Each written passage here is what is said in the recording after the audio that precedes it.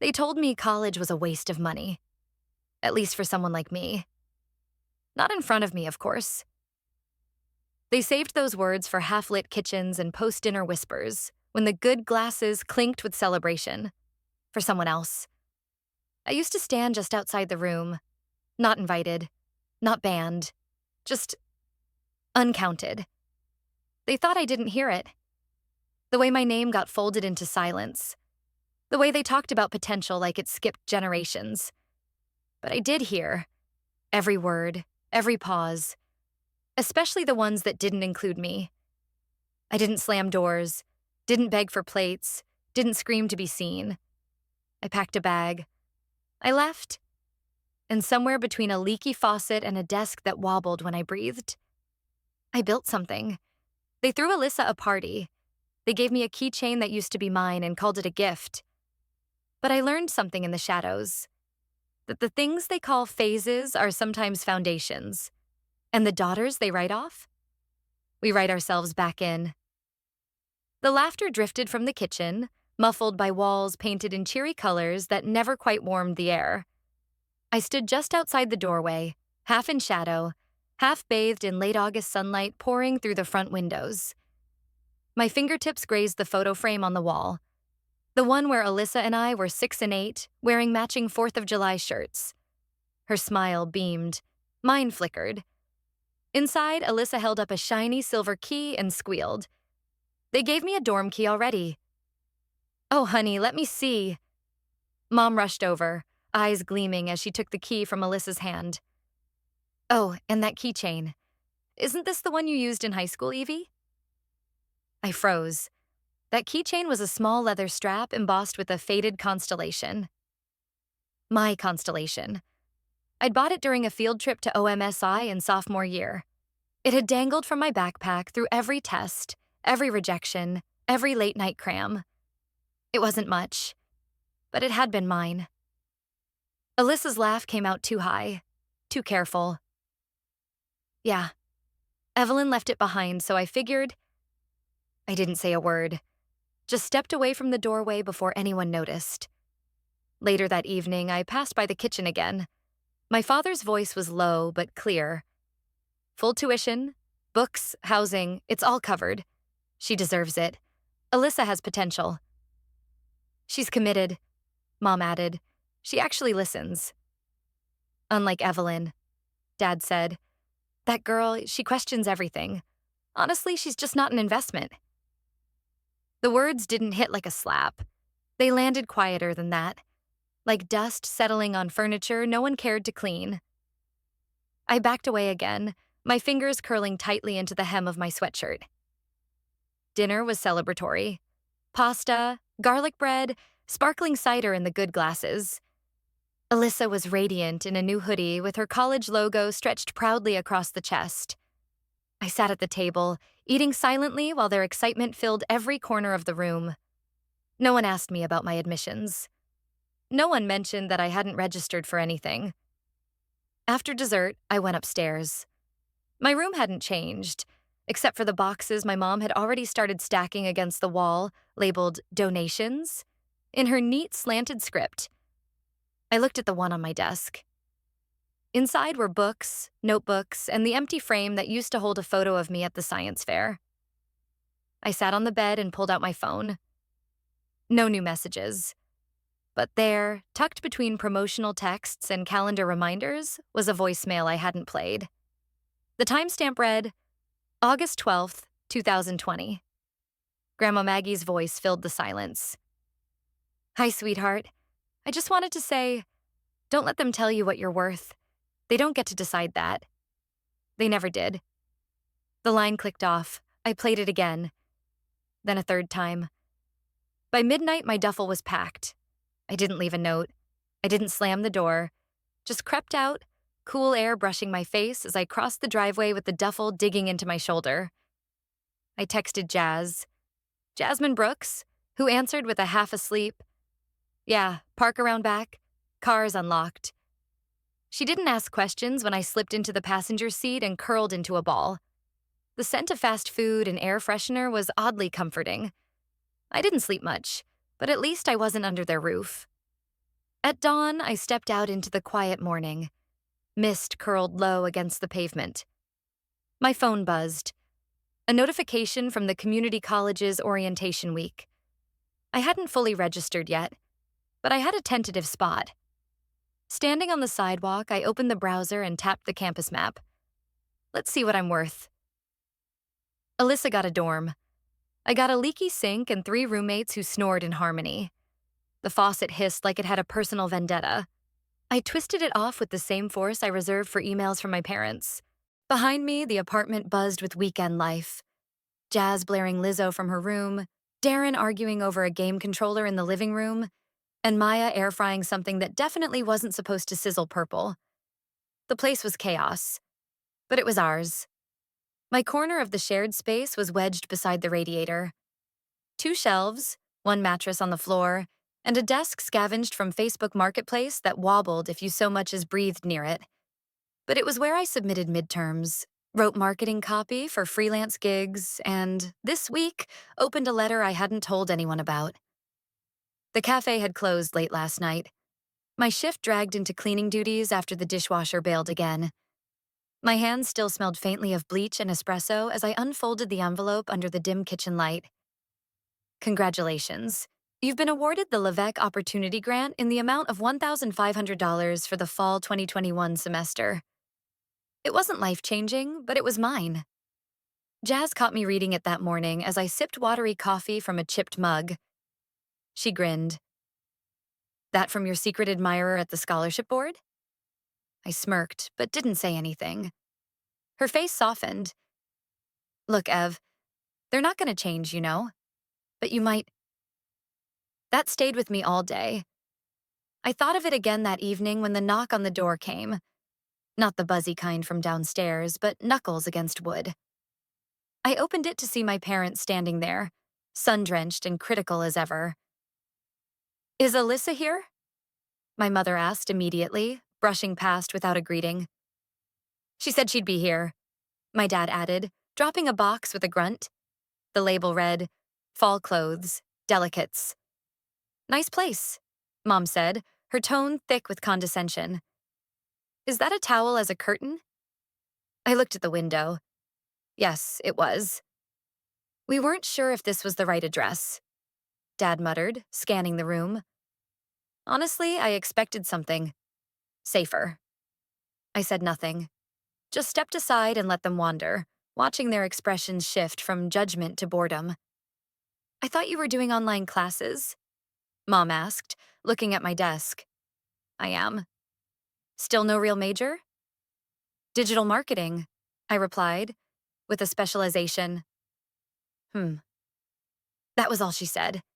They didn't stay long, just long enough to critique the fridge magnets and ask whether anyone ever vacuumed. They didn't ask how I was doing, didn't notice the bags under my eyes or the late bills under the microwave. As they left, Mom paused at the fridge. Her gaze landed on the magnet Jazz had gifted me.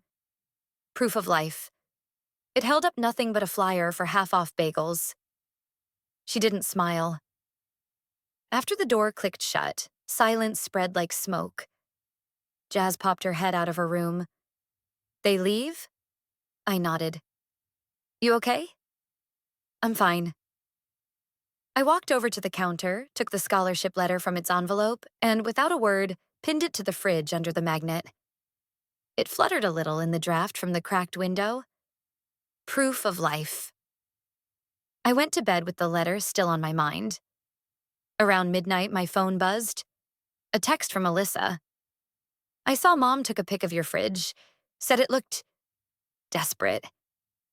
They said I was wasting my time. I just closed my first client. The contract buzzed into my inbox at 7:46 a.m., time-stamped and sealed. My fingers hovered over the trackpad for a second before clicking download, half expecting the screen to glitch or the offer to disappear. But it stayed. My name, Evelyn Parker, in black letters just above the company's logo.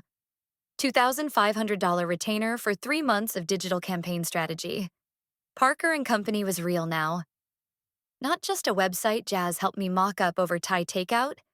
Not just the neatly labeled folders in my Google Drive. Real. Funded. Mine. The cafe was half empty when I walked in that morning, laptop slung over my shoulder and adrenaline humming in my veins. Jazz was already at our usual booth, sipping an iced mocha like it was the fuel of champions. "Tell me you got it," she said. I grinned, dropping my phone on the table and pulling up the email. She leaned in, scanned the subject line, then whooped loud enough to startle the barista. "We're buying lunch today," she declared, "and not from the clearance sushi bin."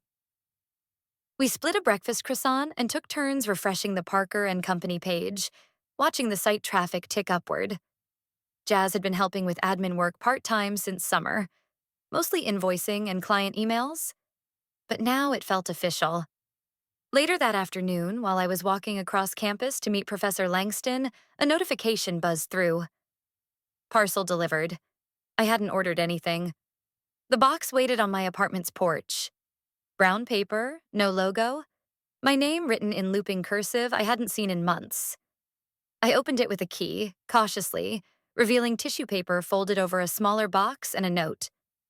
"For signing your own name, not theirs. Grandma Maggie." Inside, an old fountain pen rested in velvet, its cap slightly tarnished but polished with care. It smelled faintly of cedar and ink. My throat tightened. She never said much, but when she did, it landed like scripture. That night, I added the pen to my desk, next to the client files and my journal. It made everything feel heavier, more legitimate. The next day, I updated my LinkedIn profile. Founder, Parker and Company Digital Strategy, Brand Identity, Growth Analytics. Scholarship recipient, Levesque Fellow 2022. I didn't tell anyone in my family. It felt safer that way. But Alyssa found it anyway. I was in the library, half buried in a marketing analytics case study, when she called. "Hey," she said, "do you have a company now?" My heart stopped mid-sentence. "What?" I saw it. On LinkedIn. Parker and Company looks legit. Pause. "You following me on LinkedIn?" "No, it popped up in one of those alumni things. I clicked. That's all." Silence stretched. "Why didn't you tell Mom and Dad?" she finally asked. "Because they don't care," I said, too fast. "They'd call it a phase." She didn't argue. Later that evening, I found out she had asked them. According to Jazz, who still stalked Alyssa's Instagram for fun, Alyssa brought it up over brunch. Elaine had waved it off. She probably made it up. Fantasy jobs are a thing now. Fantasy jobs. But Alyssa didn't delete the tab. Jazz caught a screenshot. The browser still open, Evelyn's profile centered on the screen. Underneath it, the caption, "She really did this." I didn't know how to feel. That night, I opened another email. "Congratulations. You are eligible to apply for 2023 commencement valedictorian." The message stared back at me like a dare. I glanced at the pen on my desk. Let them say I made it up. I'll sign it anyway. They said I'd never be the kind of girl who gives speeches. They were right. I became the kind who headlines.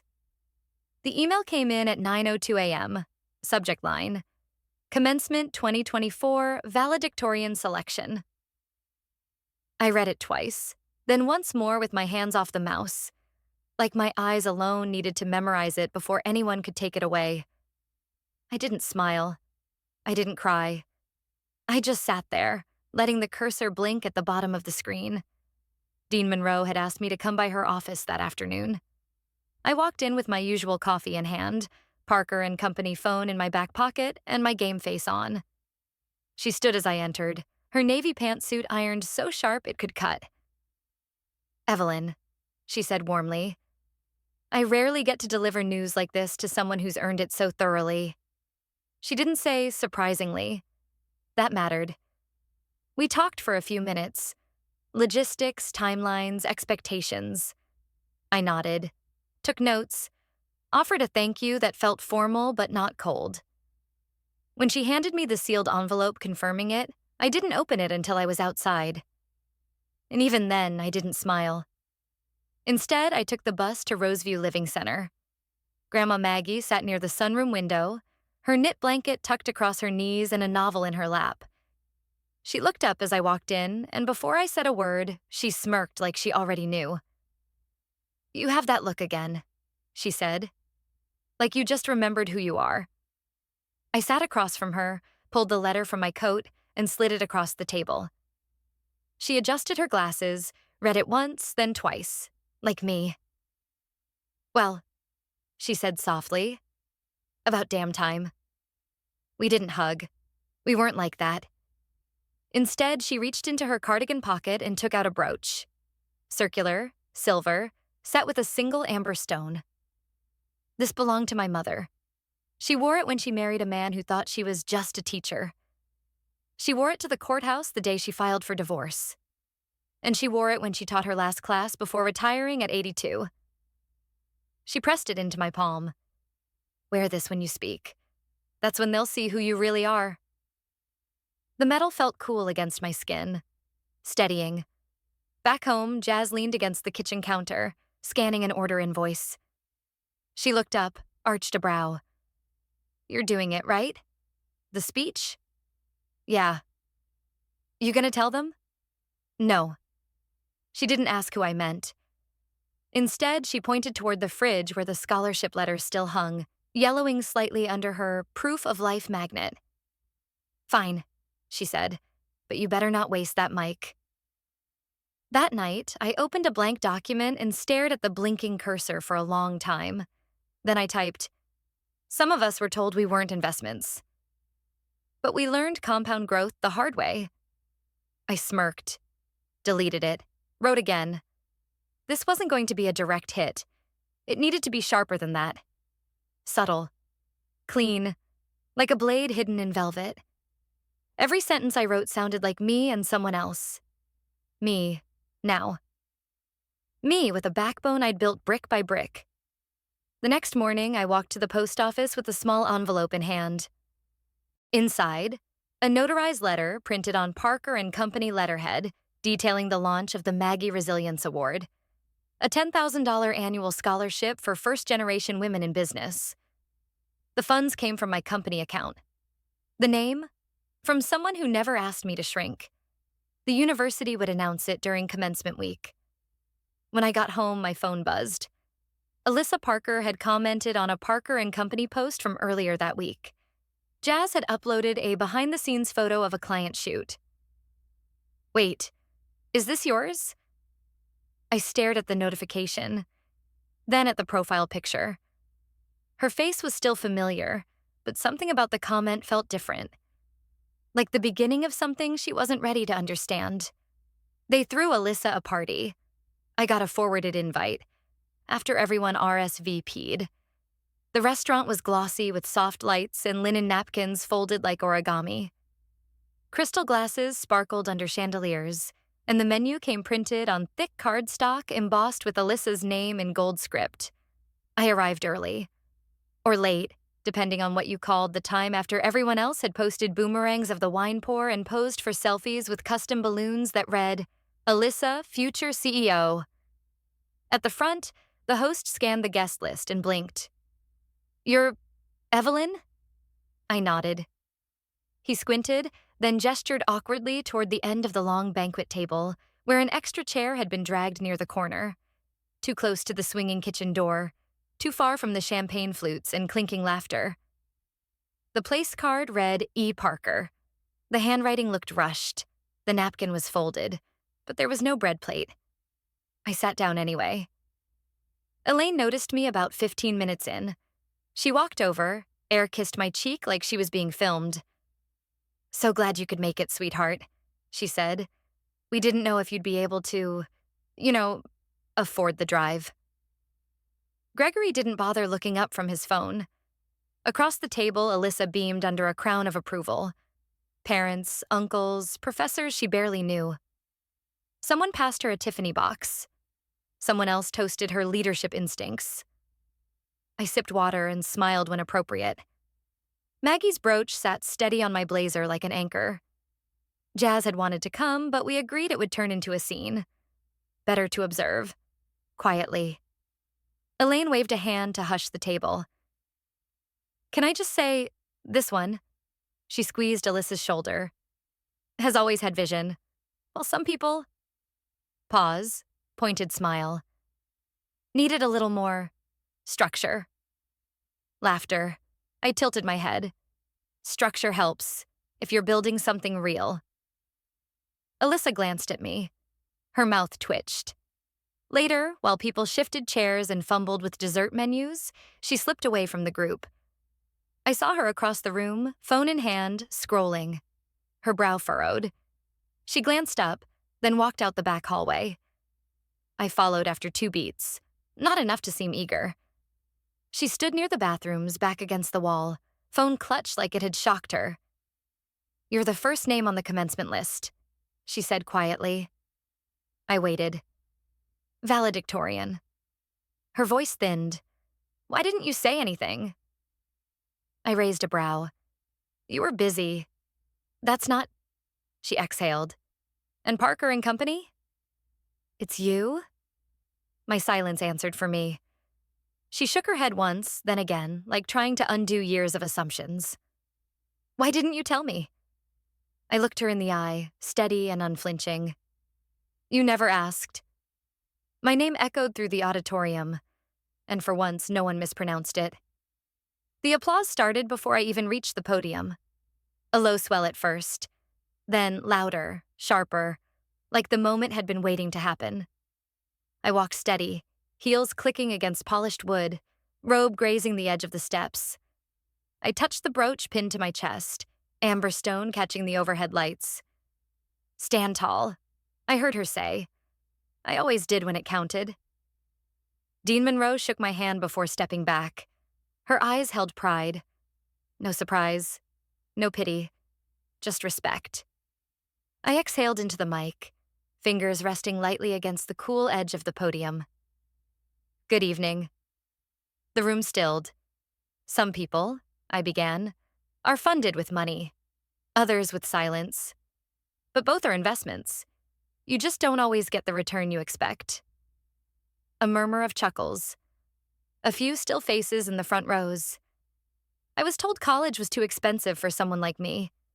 That ambition looked better on others. That resilience was admirable but not bankable. I let the words breathe. What I learned instead is this. Resilience compounds. Every time you're dismissed, overlooked, underestimated, it adds interest. Eventually you collect. I scanned the crowd. To my professors, mentors, and chosen family, thank you for investing in someone who had no line of credit but plenty of potential.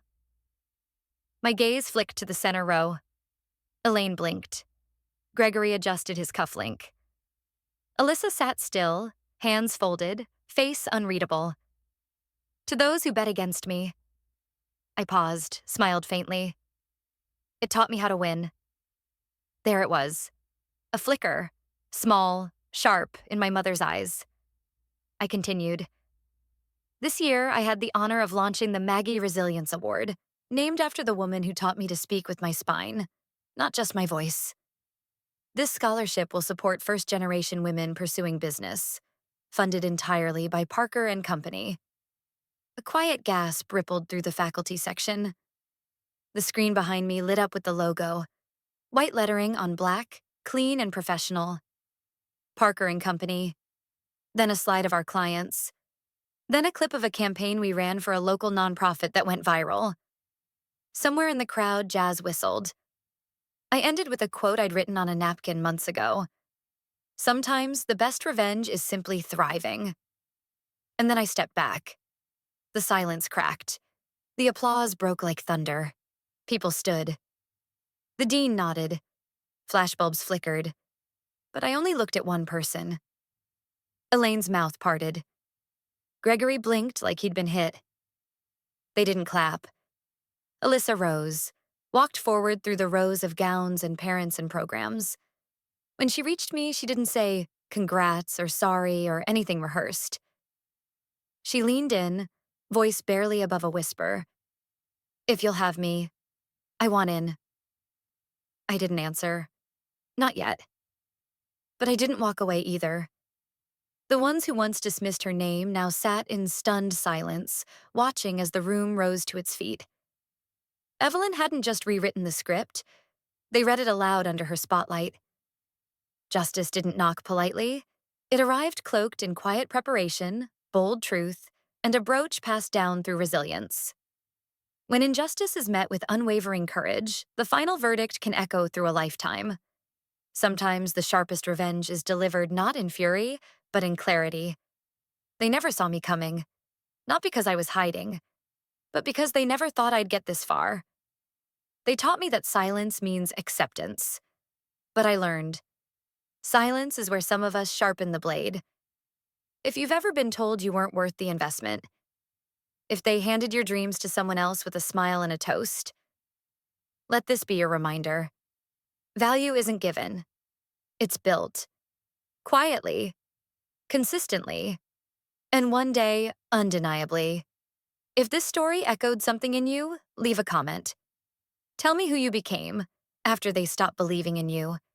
And if you're still building quietly, share and subscribe. Not for attention, but to mark your place. Because sometimes, the sharpest revenge is being unforgettable without needing to be invited.